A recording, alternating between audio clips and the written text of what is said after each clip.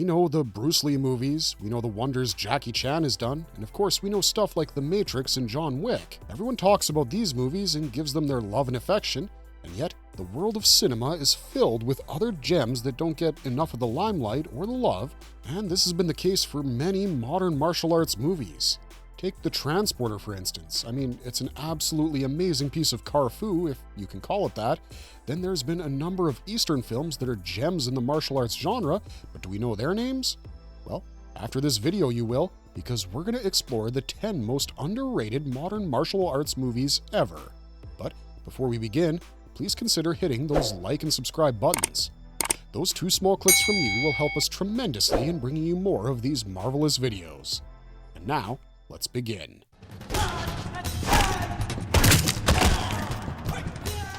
Number 1. Tom Yum Goong, aka The Protector, 2005. If Ong Bak was Tony Jaa's declaration of war on gravity, then Tom Yum Goong doubles down and buries gravity 6 fathoms deep. Directed by Pracha Pinkya, this 2005 martial arts bonanza feels like a direct yet unofficial sequel, except this time the Buddha statue is swapped out for 2 kidnapped elephants. Jaa's character, Kam, grows up in Thailand with his dad and 2 beloved elephants, only for them to be abducted by animal traffickers. When Kam tracks them to Sydney, things spiral from sentimental to savage in record time. There are corrupt cops, a full-blown criminal syndicate, and an ice-cold villainess named Rose who basically owns half the city.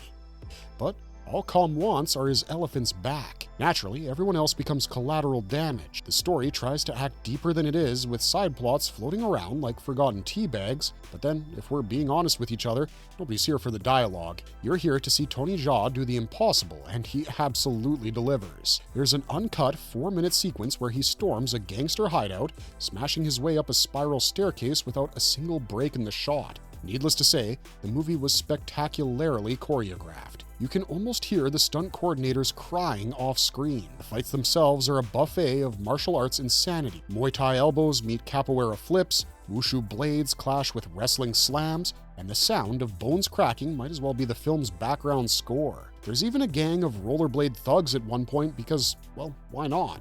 Every fight feels like it's designed to one-up the last, and somehow, Jaa pulls it off every time. Sure, the acting isn't going to win any Oscars, and the English dialogue could make your ears plead for mercy, but none of that matters when the action looks this good. Pinkau keeps the pace lean, the visuals slick, and the pain very, very real. Tom Yum Goong isn't a better movie than Ong Bak, sure, but it's a louder, meaner, and even more explosive sequel that leaves bones shattered and jaws dropped.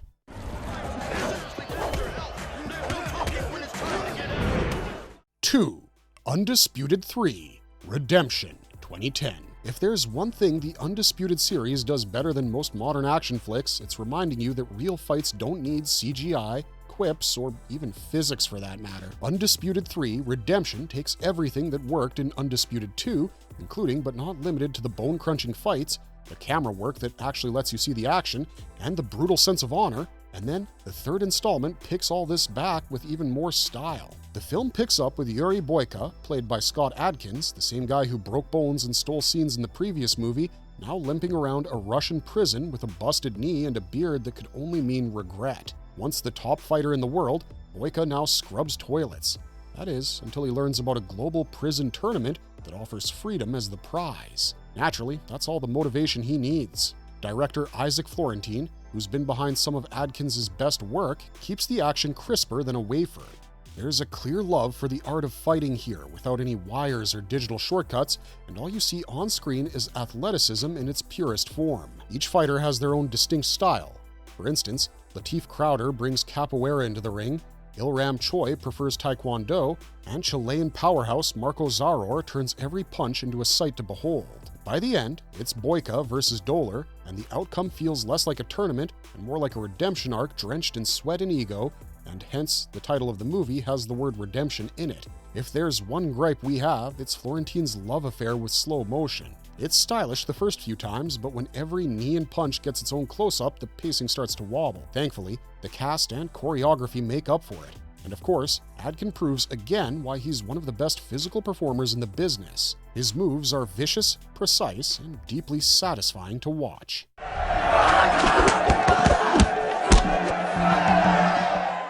3. Brotherhood of the Wolf, 2001.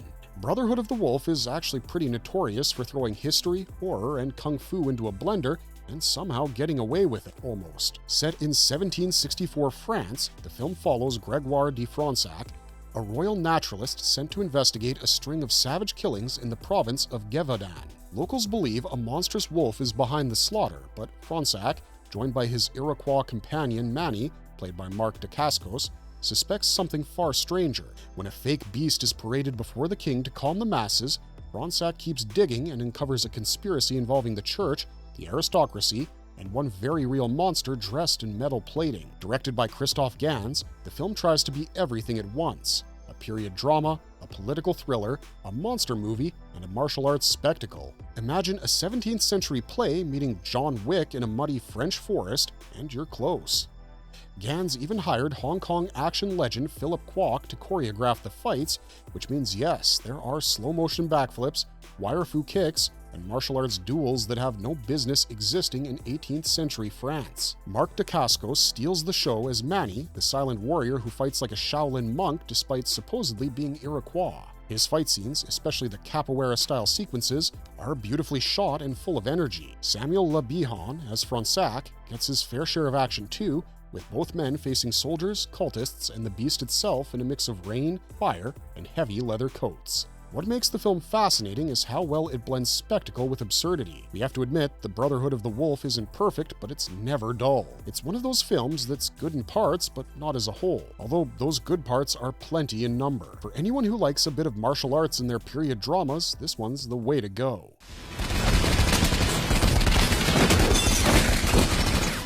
4. Equilibrium, 2001. Equilibrium keeps getting called the almost Matrix, mostly because its posters, DVD covers, and probably even the popcorn bags say so. And fair enough, it's got a similar obsession with gun fu, long coats, and deep thoughts about the human condition. Directed by Kurt Wimmer, the film takes place in a future city called Libria, where humanity has survived a third world war and decided emotions are the real enemy. Anger, jealousy, love, all of it is banned. People take daily injections of a drug that kills their feelings and anything that might stir emotions, be it art, poetry, even puppies. Yeah, even puppies are contraband. Keeping order in this sterile utopia are the Grammaton Clerics, elite enforcers trained in a ludicrously stylish martial art called gun kata, which involves dodging bullets and murdering people with near religious zeal and precision. Christian Bale plays John Preston, one of Libria's top clerics, a man so devoted to the cause that he'd shoot you for enjoying a sunset. Naturally, he misses a dose, starts feeling things, and has the existential crisis of a lifetime. Bale gives a surprisingly layered performance for a movie that mostly revolves around bullets, and his slow emotional thaw, from blank automaton to guilt-ridden rebel, works way better than it has any right to. There's also Emily Watson as a doomed resistant fighter, Sean Bean doing his contractual early death cameo, and a young Matthew Harbour as Preston's unnervingly stoic son who looks like he'd rat you out for smiling too hard. The movie's secret weapon is the gun kata itself, which is basically a blend of ballet and ballistics so absurd that it loops back into brilliance. Every gunfight looks like performance art staged by someone who really hates subtlety, and it's magnificent. We love it, and you'll love it too. Wimmer directs it all with glossy confidence, though he occasionally forgets that his characters are supposed to be emotionless and lets the drama overshoot the mark. Sure, the philosophy is the intellectual equivalent of feelings are good, but that's fine. Equilibrium isn't trying to be Orwell, it's trying to be cool. And if you ask us, it succeeds.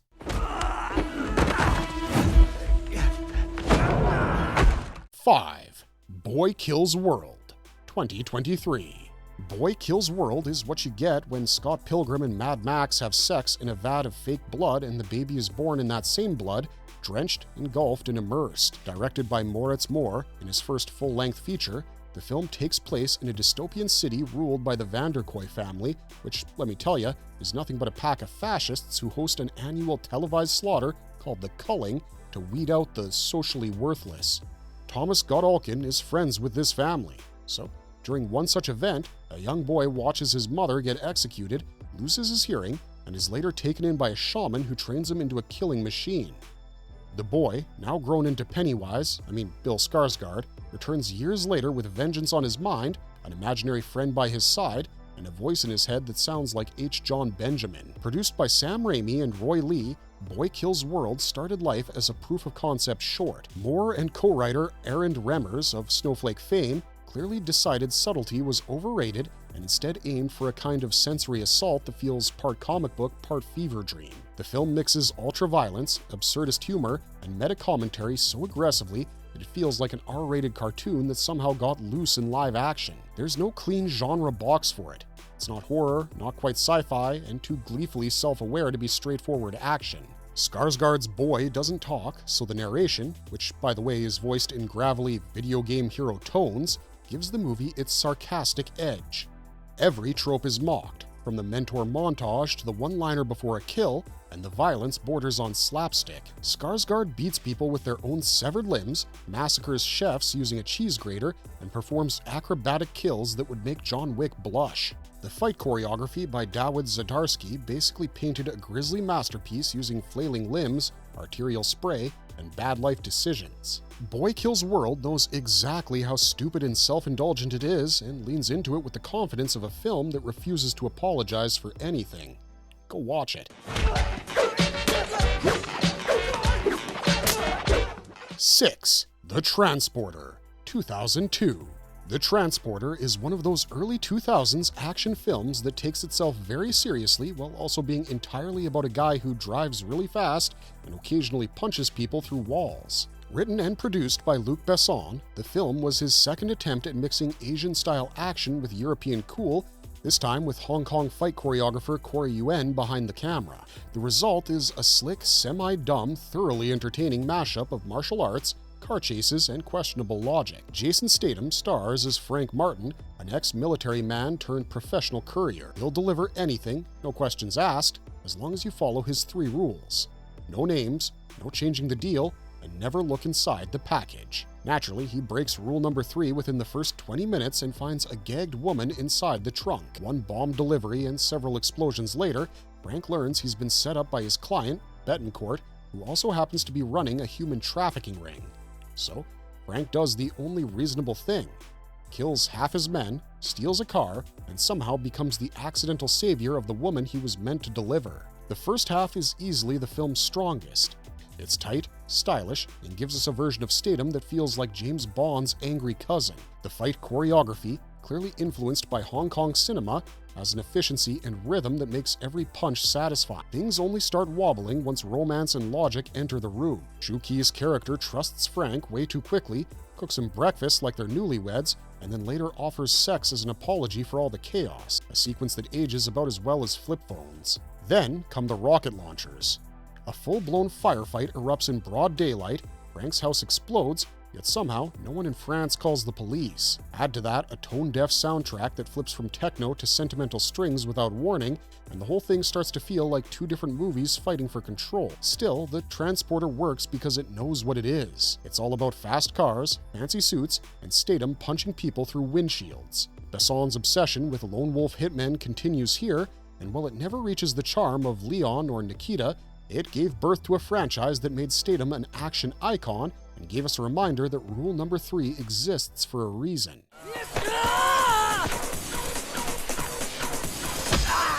7. Born to Fight, 2004. Born to Fight is a 2-hour sugar rush of explosions, nationalism, and athletic violence. Directed by Thai stunt legend Panna Ridikrai and starring Dan Chupong, one of Tony Jaa's stunt team members, this is a film that was technically made before Ong Bak, but found fame only after Tony kicked his way into international stardom. Where Ong Bak had raw energy and mythic Muay Thai grit, Born to Fight goes full-blown patriotic mayhem, swapping stolen Buddhas for nuclear warheads and moral speeches for the Thai national anthem. The film begins with undercover cops Dao and his partner Sarge trying to bust a drug deal gone wrong. The dealer's boss, General Yang, gets suspicious and orders them dead, which leads to a freeway gunfight that feels like somebody handed John Woo a gallon of Red Bull. Trucks flip, people fly, and it's a small miracle that nobody actually died filming this chaos. Sarge sacrifices himself in a bomb explosion while Dao captures Yang, setting up the film's guilt-ridden revenge arc. A while later, Dao joins his sister, a high-pitched taekwondo athlete, on a humanitarian trip to a remote village near the border. Things are peaceful for about 5 minutes before a squad of mercenaries storms in, massacres the villagers, and demands the release of General Yang. The twist is that they've smuggled in a nuclear missile and plan to wipe Bangkok off the map. From here, subtlety leaves the building entirely. The villagers, athletes, and Dao band together for a rebellion that feels like the Olympics meets Rambo. There's a gymnast drop-kicking soldiers, a soccer player bicycle-kicking grenades, and even a little girl who uses Muay Thai to avenge her father. By the final act, Dao is fighting through waves of goons, stopping the nuke by smashing the control panel with a henchman's skull, and escaping a village explosion that looks like it consumed half the budget.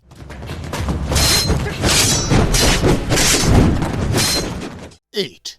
SPL Killzone, 2005. It took long enough, but Hong Kong cinema finally pulled itself together again. For anyone who grew up watching John Woo's The Killer or Hard Boiled, you'll remember that the era felt chaotic, poetic, and violent in all the right ways. Back then, bullets flew like currency at a strip club and morality was optional. The heroes didn't always win, and when they did, they usually limped away bleeding. Then, somewhere along the line, it all went soft. Out went the gritty gun bullets, in came bubblegum pop stars, goofy comedies, and a tragic wave of mediocrity. Woo moved to Hollywood and forgot to bring his edge. Sammo Hung got a TV show, the golden age was over, and that's why Wilson Yip's Killzone, or Chapeau Lang if you want to sound cultured, felt like a small resurrection. It's not the best Hong Kong film ever made, but at least no one sings and everyone bleeds. The story follows Detective Chung, a weary cop on his last mission to bring down crime boss Wang Po. Chung's star witness gets assassinated, leaving behind an orphaned child and a detective with a death sentence of his own in the form of a brain tumor. A few years later, Chung is days away from retirement when he's joined by hotshot Inspector Ma Quan. Together, they decide to go down swinging, taking on Wang Po's criminal empire before time runs out for both of them. The film moves like The Untouchables if De Palma had swapped Al Capone for Sammo Hung in a designer suit. Yip keeps the pace tight, the atmosphere brooding, and the violence cleanly executed. Sammo, normally the lovable veteran, turns in one of his best performances as a calm and monstrous kingpin. Even with minimal dialogue, he dominates the screen. Donnie Yen choreographs and headlines 3 major fights, brief, brutal, and beautifully designed, albeit with the final Yen vs. Hung brawl worth the ticket alone.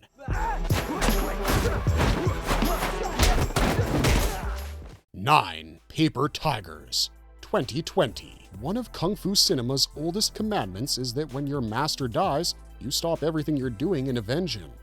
That's exactly what happens in The Paper Tigers, Bao Tran's heartfelt, bruised-knuckle tribute to old-school martial arts flicks. The setup is simple. We have 3 childhood friends who trained under the same Sifu, having long since grown up, grown apart, and grown soft. But when Master Chiang dies under suspicious circumstances, they do the only logical thing middle-aged men with bad knees can do and put their lives on hold to fight once more. In the 1980s, Danny Eight Hands was the prodigy of the trio, the kind of kid who lived and breathed kung fu. His brothers in arms, Hing and Jim, weren't far behind. Decades later, Danny is a divorced dad buried in work, Hing's body has given up after a workplace injury, and Jim has traded kung fu for MMA training. Their lives look painfully ordinary until their Sifu's death brings them back together for one last lesson in loyalty and unfinished business. Tran keeps the film refreshingly straightforward. The story hits familiar beats like reluctant reunion, rediscovered discipline, and inevitable redemption,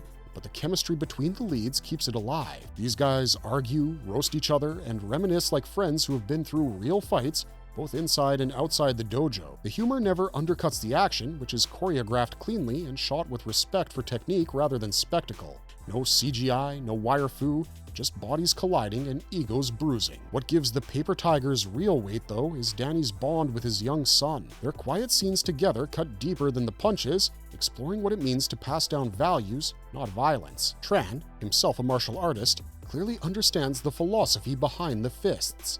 When to fight, when to walk away, and when to teach. Ron Yuan, usually the muscle in other people's movies, delivers a surprisingly emotional turn here. He's weathered, regretful, and honest. Produced by Karate Kid 2's Yuji Okumoto, the film feels like a bridge between eras. That is, the old-school kung fu with grown-up stakes.